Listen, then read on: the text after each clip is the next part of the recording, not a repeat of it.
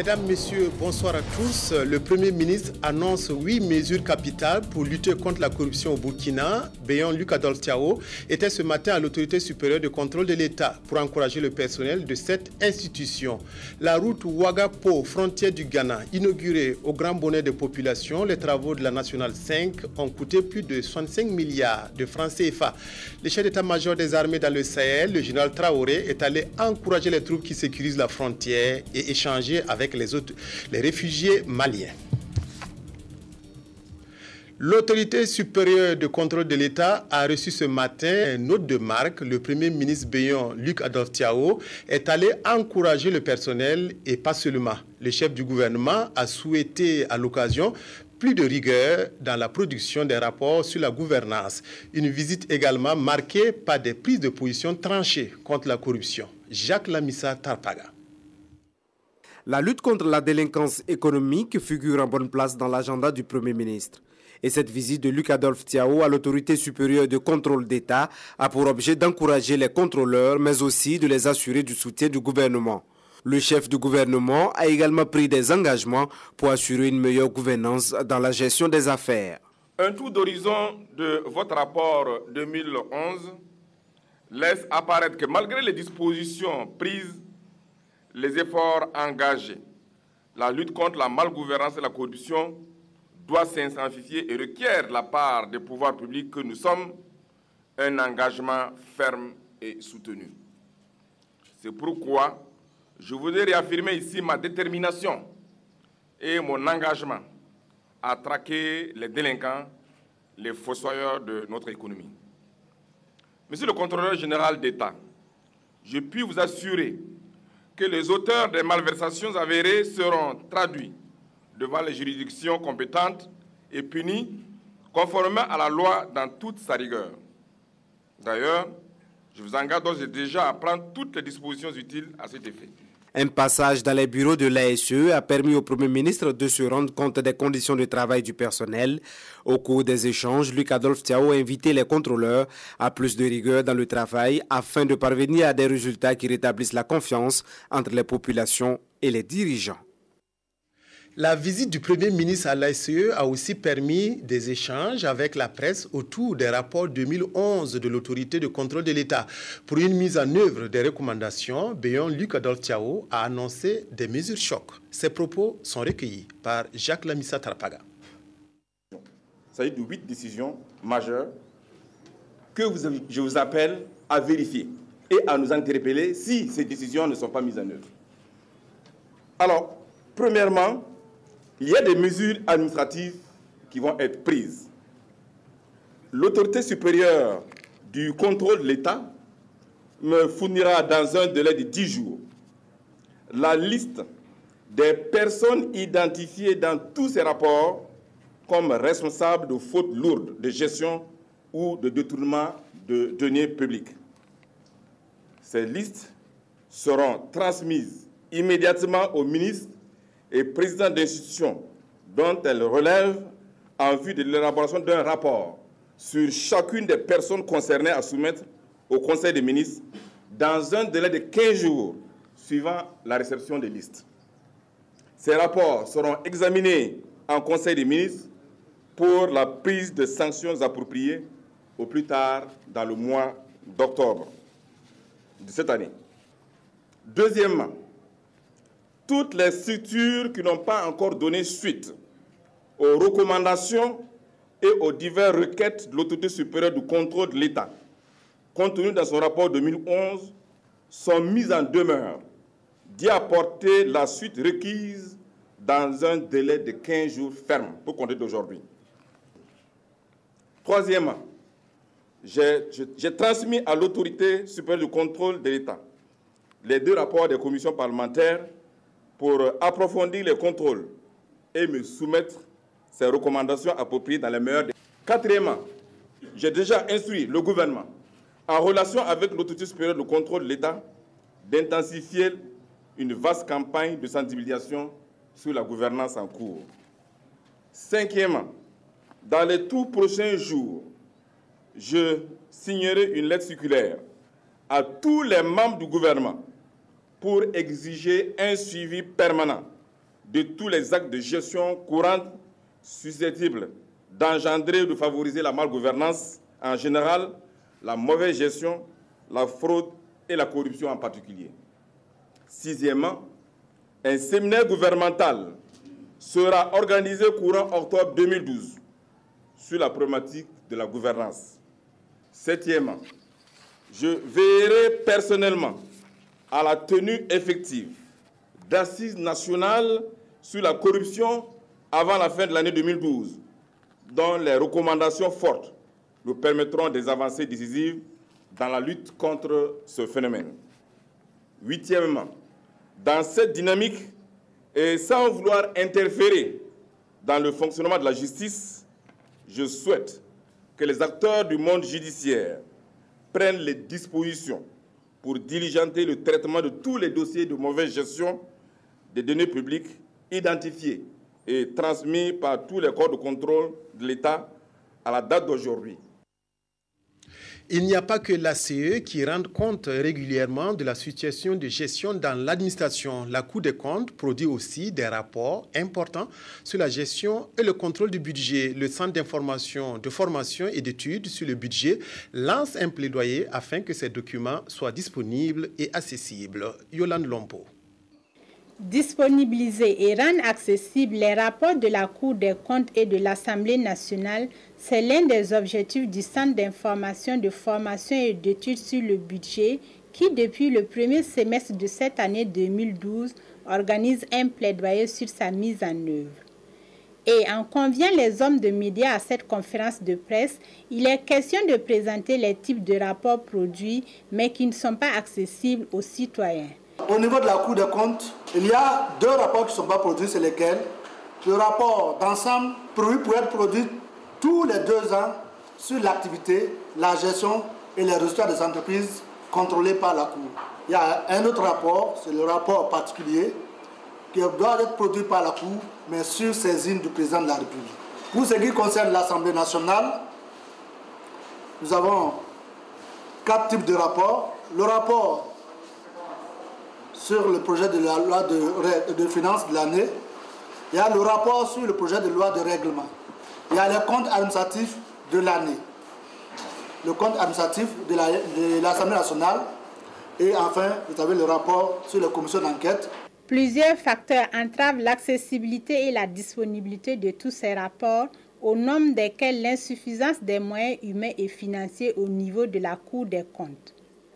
L'Assemblée nationale, quant à elle, a déjà amorcé le changement de la donne, mais la seule difficulté persistante se situe au niveau de l'accessibilité de son compte administratif, dont la non-publication résulte d'une loi coloniale datant de 1912.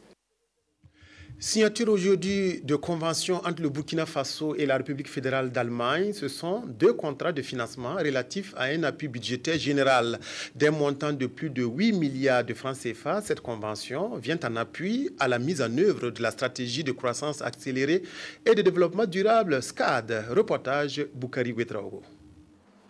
La République fédérale d'Allemagne renouvelle sa confiance au gouvernement burkinabé à travers la signature de 2 contrats de financement relatifs à un appui budgétaire général.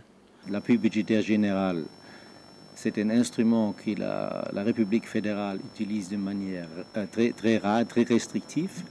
Et c'est un signe de confiance pour les finances publiques, pour le contrôle des finances publiques, pour la bonne utilisation de fonds publics. Du ministère de l'économie et des finances et du gouvernement burkinabé. Même si des efforts sont fournis dans la gestion des finances publiques au Burkina Faso, il n'en demeure pas moins qu'il reste de grands défis, notamment le contrôle externe des finances publiques et la lutte contre la corruption. Pour ce faire, la République fédérale d'Allemagne accompagne le gouvernement burkinabé dans la mise en œuvre des réformes au niveau des finances publiques à travers la politique sectorielle de l'économie et des finances et également un soutien à la Cour des comptes et au réseau des ONG RENLAC. Un accompagnement estimé à un peu plus de 8 milliards de francs CFA. C'est un appui, bien sûr, qui va nous permettre d'atteindre nos objectifs en matière de développement, notamment de la SCAD. Mais vous avez remarqué également que nous avons prévu d'affecter une partie de cet appui-là pour les corps de contrôle et la société civile, notamment la Cour des comptes et le réseau RENLAC. Pour le ministre de l'Économie et des Finances, cet appui au réseau des ONG RENLAC traduit la volonté du gouvernement de voir la société civile prendre une part active au processus de développement du pays. Du reste, c'est un accompagnement financier qui vient témoigner de la bonne relation de coopération entre le Burkina Faso et la République fédérale d'Allemagne. La route Ouagapo, frontière du Ghana, a été inaugurée aujourd'hui lors d'une cérémonie à Kombistri dans le Bazéga. Les travaux de renforcement de cette infrastructure routière ont coûté plus de 65 milliards de francs CFA. Le projet s'inscrit dans le cadre du programme routier relatif au corridor Bamako-Ouagadougou-Accra, dont la coordination est assurée par l'UEMOA. Reportage Abdelaziz Yagibou. Les populations du centre-sud et notamment celles du Naouri se souviennent encore de ce samedi 28 mars 2009 lorsqu'il a été procédé à l'entrée de Pau au cours d'envoi des travaux de renforcement de la nationale numéro 5. D'un coup de tracteur à l'époque, l'on passe aujourd'hui, soit environ 3 ans après, à un coup de ciseau. Un acte symbolique qui traduit l'effectivité de la réalisation de ce projet de renforcement du tronçon Ouagadougou-Pau frontière du Ghana. Un patrimoine routier long de 165 km. La route précédente est une route qui avait subi beaucoup de dégradations liées essentiellement à des phénomènes de surcharge. Alors notre préoccupation majeure demeure évidemment le respect de la charge à l'essieu et nous sommes en train donc de prendre des dispositions pour que les usagers puissent, essentiellement les transporteurs, puissent effectivement respecter les normes communautaires en la matière. Plus de 65 milliards 425 millions de francs CFA, c'est la somme mobilisée pour les travaux et la mission de contrôle, et ce grâce au concours de la BOAD qui a financé à hauteur de 18% et de la BAD qui a apporté une contribution de 46%. Des fonds qui ont permis à 2 entreprises d'exécuter le chantier. Comme vous le savez, le Burkina est un pays enclavé et ces infrastructures que nous sommes en train de financer sont des éléments importants qui vont permettre de renforcer la compétitivité du pays face à ses voisins. Reste la reconstruction du pont du Nazino prévu pour démarrer courant dernier trimestre 2012. Mais d'ores et déjà, la mise à un niveau standard de cette infrastructure, maillon essentiel du corridor international allant de Bamako à Tema au Ghana, constitue un motif de réjouissance pour les populations des villes et communes riveraines. Si vous n'avez pas une bonne route, on ne peut rien faire. Pour aller au niveau de la capitale, c'est tout un problème. Même avec les malades, c'est tout un problème. Vraiment, nous sommes très contents. Vraiment, la route est bien, c'est bon, mais on demande une cas songer sur l'axe Manga jusqu'à Zabré.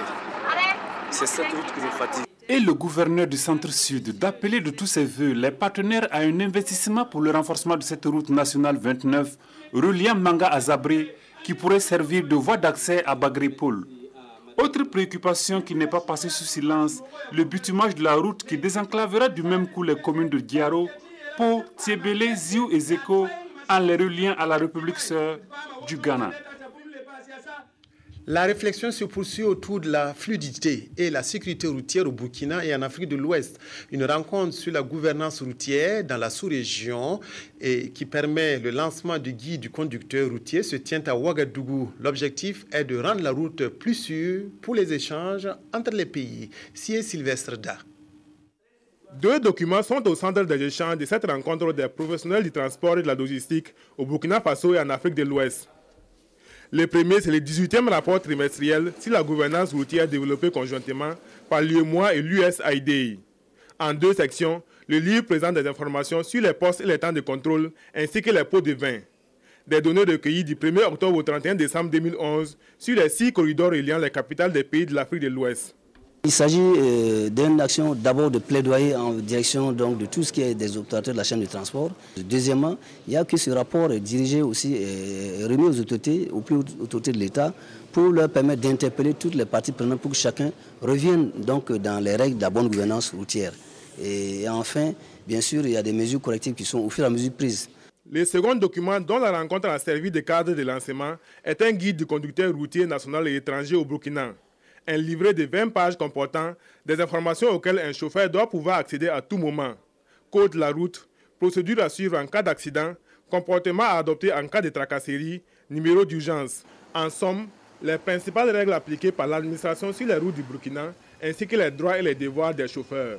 Donc tout ce qui permet d'avoir une certaine géographie, n'est-ce pas, et des points forts, des points forts sur les axes inter-États, permettant donc aux transporteurs routiers, aux chauffeurs routiers surtout, d'abord d'avoir un niveau d'information uniforme, parce que d'un chauffeur à l'autre ou d'une administration à l'autre, on peut dire ah non, c'est ce document qu'on demande alors que c'est plutôt tel autre. Donc ça uniformise les documents, ça uniformise l'information, mais aussi ça sécurise la personne qui a ce document, sachant une fois qu'il va pouvoir brandir ce document devant des forces de l'ordre par exemple, c'est pour dire écoutez, si je suis en règle par rapport à ces éléments, alors il est clair que ma circulation doit pouvoir ne pas être entravée. Les participants sont invités à s'approprier les deux documents et à contribuer à sa vulgarisation. L'objectif est de créer des conditions d'une bonne collaboration entre les différents acteurs des transports et permettre la libre circulation des personnes, des biens et des services, conformément à la réglementation communautaire de la CEDEAO et de l'UEMOA. A-t-on besoin d'études pour se rendre compte des difficultés de circuler à Ouagadougou face à la forte croissance démographique? Le transport et la mobilité deviennent problématiques dans la capitale, d'où la recherche de solutions par la mairie et le ministère des Transports. Jacques Lamissa Tarpaga. Se déplacer à vélo, à moto, en voiture et même à pied dans la ville de Ouagadougou devient de plus en plus difficile. La ville connaît une croissance démographique accélérée pendant que les infrastructures, elles, ne sont pas adaptées. Chaussées restreintes, absence de trottoirs, entre autres. Ces études sur la mobilité de la capitale sont présentées ici au ministre des Transports par le maire de la commune de Ouagadougou. Une population qui ne peut pas se déplacer est une population improductive. Et si nous avons au niveau de notre ville une population improductive, ça veut dire que ça n'est fini de Ouagadougou. Une ville qui ne produit pas de richesses est une ville qui est amenée à disparaître. Et donc nous devons assurer la mobilité des citoyens, permettre à ce que les questions de transport soient une réalité et qu'il y ait moins d'accidents. Une des recommandations de ces études est la création d'une autorité organisatrice des transports urbains. Il est également envisagé la mise en place d'un système de tramway, les trains urbains. Nous sommes prêts à accompagner pour que nous commencions déjà à lancer les premiers jalons à travers la mise sur pied déjà de l'autorité organisatrice des transports urbains, qui est cette autorité qui pourra coordonner toutes les actions dans ce domaine et faire en sorte que nous puissions avoir à l'horizon des années 2020 à 2030 vraiment des transports, des moyens de transport qui répondent aussi à l'évolution de notre population, à l'évolution de notre économie. De façon pratique, pour fluidifier la circulation à Ouagadougou, l'étude préconise un schéma de circulation, la requalification des voies et l'aménagement de carrefours. La rentrée scolaire s'annonce sous de bons auspices pour les écoliers burkinabés. Le gouvernement met à leur disposition plus de 300 000 manuels et des équipements de bureau. Une action qui entre dans le cadre de la clôture du projet enseignement post-primaire dans sa phase 2. Ce projet a permis la construction de plus de 150 CEG. Reportage Éléonore Yerbanga.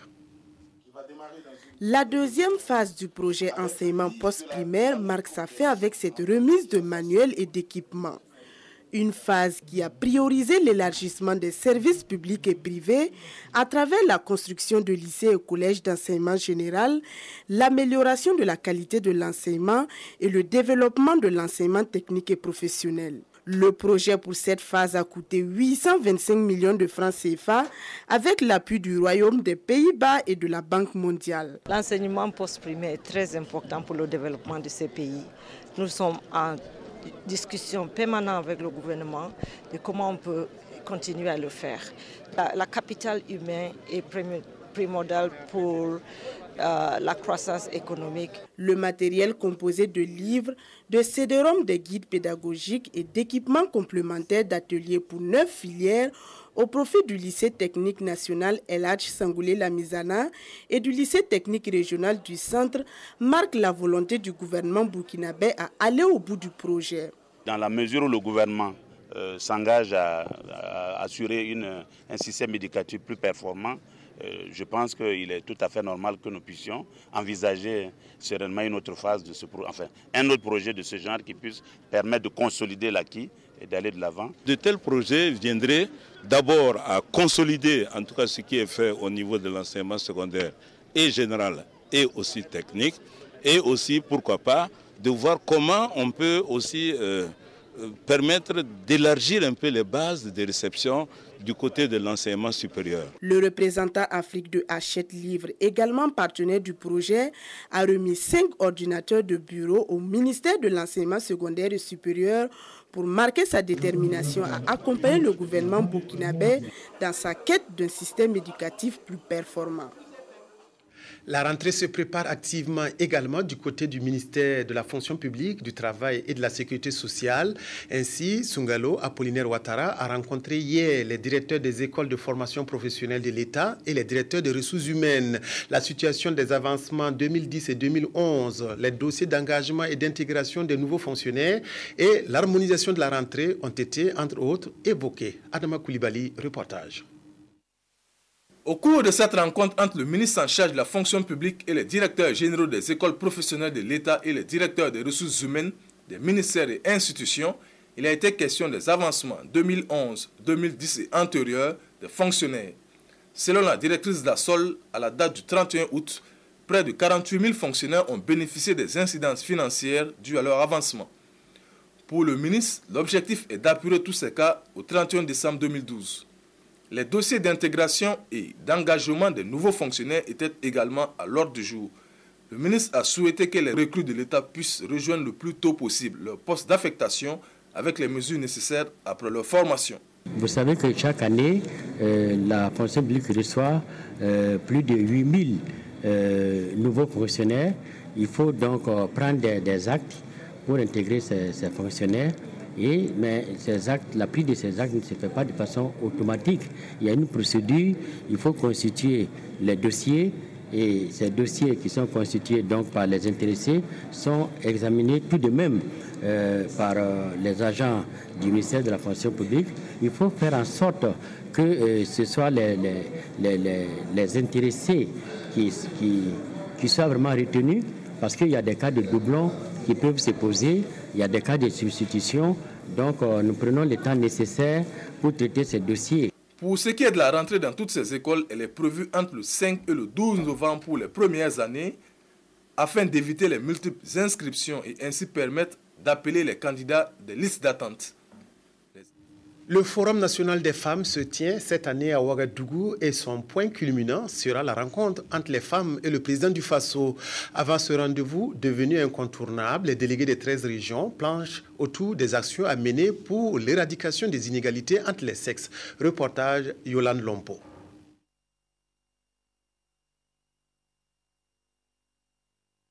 La présente conférence technique pré-Forum national des femmes est une occasion offerte à chaque acteur de poser un regard rétrospectif sur ses efforts en faveur des femmes. Et une communication sur l'impact des inégalités liées au genre, sur l'atteinte des objectifs de la SCAD et des objectifs du millénaire pour le développement leur permettra de planter le décor de ce 3e rendez-vous national des femmes avec le président du Faso. Nous allons donner l'opportunité aux différents ministères et institutions de venir faire l'exposé de leurs actions en faveur des femmes sur la période 2010-2012. Et nous aurons également la présentation des organisations de la société civile et des communes. Là, ça va nous permettre d'avoir une vue d'ensemble sur ce qui est fait dans notre pays au cours des 2 années écoulées par rapport donc à la promotion des femmes. Mais nous aurons aussi à l'occasion les perspectives. Chaque présentateur doit dire à partir de maintenant jusqu'à 2015, qu'est-ce que nous comptons faire dans le domaine de la promotion de la femme. Une rencontre de 72 heures dont l'objectif est de permettre une meilleure prise en compte des femmes dans la mise en œuvre de la SCAD. Et à l'issue de leur rencontre avec le chef de l'État le 15 septembre 2012, des fonds seront collectés au cours d'un dîner gala en vue de permettre l'établissement d'actes de naissance au bénéfice de 2 millions de femmes. Visite du chef d'état-major des armées dans le Sahel, le général Honoré Nabéré Traoré est allé encourager les troupes chargées de sécuriser la frontière et les populations locales. Marcoy, Tinakov, Gorongorom et Dori ont été les principales étapes de son séjour. Simo Gongo, reportage. Échanger avec ces hommes basés à la frontière entre le Burkina et le Mali. Ici à Tinakov et à Marcoy, ces soldats ont pour mission de marquer la présence de l'armée dans une partie frontalière du Nord Mali, en crise depuis janvier 2012. Ils doivent interdire et désarmer tout individu suspect et protéger la population locale. En tournée dans les garnisons du Burkina, le général Honoré Nabéré Traoré commence par le Sahel pour leur apporter soutien. Nous sommes venus avec une forte délégation de l'état-major général pour encourager les hommes qui sont sur le terrain et qui ont pour mission de sécuriser le Nord. Et vous savez très bien que depuis le début de l'année, le Mali, qui est un pays frère, est envahi par des rebelles islamistes radicaux, donc ce qui a entraîné un afflux de réfugiés dans notre pays et aussi qui a apporté de l'insécurité. Justement, cette mission vise à soutenir les personnels qui sont dans cette région militaire afin de leur apporter justement tous les encouragements nécessaires à l'accomplissement de leur mission. Avec ses directeurs centraux, il a profité et examiné les conditions de la mission, l'état du matériel, leur alimentation et recueilli leurs doléances, pas plus, pour réjouir les troupes sur place. Je pense que mes chefs veillent à ma sécurité. Lorsque je suis en sécurité vers mes chefs, ça veut dire que moi, ma sécurité aussi, je pourrais sécuriser d'autres personnes. Là, je suis très fier de ce que le chef fait. Au détachement de Gorom Gorom, tout comme au 11e RIC de Dori, il a rencontré les hommes qui y travaillent pour leur parler des mesures de sécurité à venir et de ce que la hiérarchie militaire attend d'eux. Depuis sa prise de commandement, toutes ces promesses ont été suivies d'actes concrets, ce qui nous facilite vraiment le commandement et il est au contact de la troupe. Et ce qui fait les hommes et nous, on arrive à communiquer et à s'entendre très bien. Là aussi, il a examiné leurs conditions de travail qu'il promet à améliorer dans les jours à venir. Le général Traoré a aussi eu des échanges avec les réfugiés maliens et les autorités du Sahel. Au centre des discussions avec les réfugiés, la question de leur collaboration avec les forces de sécurité, avec le gouverneur du Sahel, a été abordée, la situation sécuritaire dans la région. Simon Gongo. Arrivés au Burkina suite à la crise du Nord Mali, les réfugiés maliens reçoivent une protection des forces de sécurité burkinabè. Le général Traoré est allé les rencontrer pour savoir si les mesures de sécurité prises sur place leur apportent sérénité. Vraiment, on a bien collaboration avec la sécurité d'ici. On les remercie beaucoup parce qu'on travaille ensemble. Très bien, ça passe très bien avec les autochtones aussi. À Gandafangou, il s'est entretenu avec les représentants, visité l'école où les enfants prennent des cours de rattrapage. À Ferrero aussi, il leur a demandé de respecter les mesures de sécurité. Au niveau national, nous avons pris des dispositions afin que la sécurisation de la frontière soit bien menée. Et des dispositions sont prises, en tout cas pour cela. Et je demande justement à la population d'être calme et de vaquer à ses occupations car nous veillons au grain. Il leur a demandé de collaborer avec ces hommes. Aux réfugiés tout comme à la population locale, il leur demande de rester calme. Le chef d'état-major général des armées a aussi visité les bases des forces de sécurité et leurs conditions de travail sur place.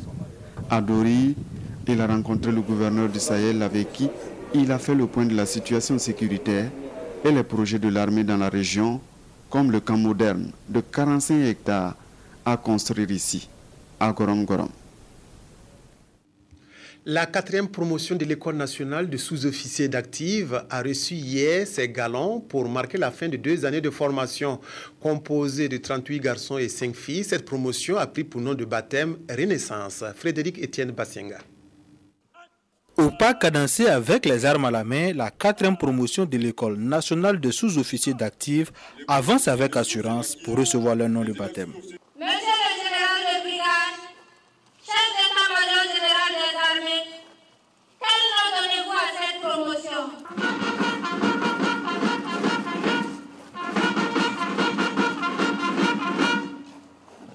Vous êtes les sous-officiers de la promotion Renaissance.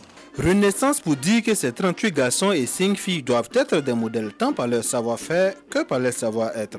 Ils doivent marquer la rupture avec les événements de 2011 qu'a traversé l'armée en se caractérisant par la discipline, le dévouement, le don de soi à la patrie, tout en restant à l'écoute des populations burkinabèes qui leur ont confié leur défense. Venant ici nouvellement, on s'attendait à un accueil comme tous les autres.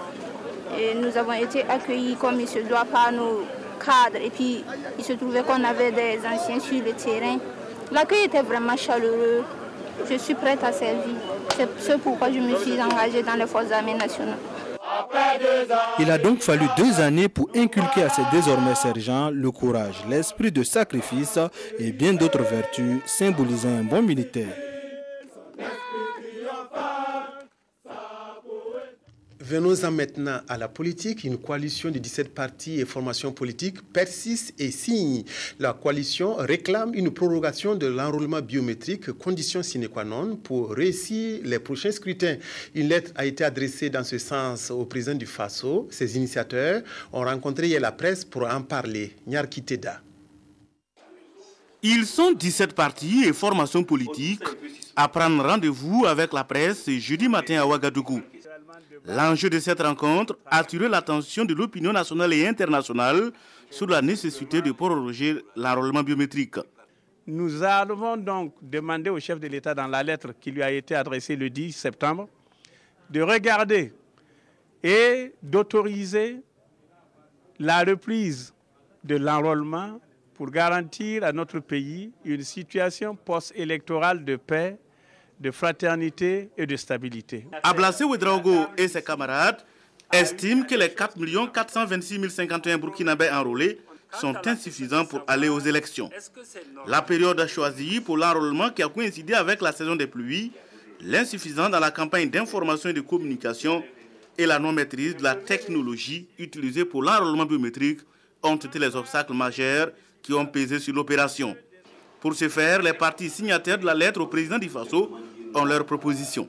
Pour rendre la séance de rattrapage ou de ratissage plus efficace, nous proposons que celle-ci se déroule après la saison des pluies, éventuellement au courant des mois de décembre ou janvier 2013, ce qui aura directement pour conséquence le report au premier semestre de 2013 de la date des élections couplées législatives et municipales.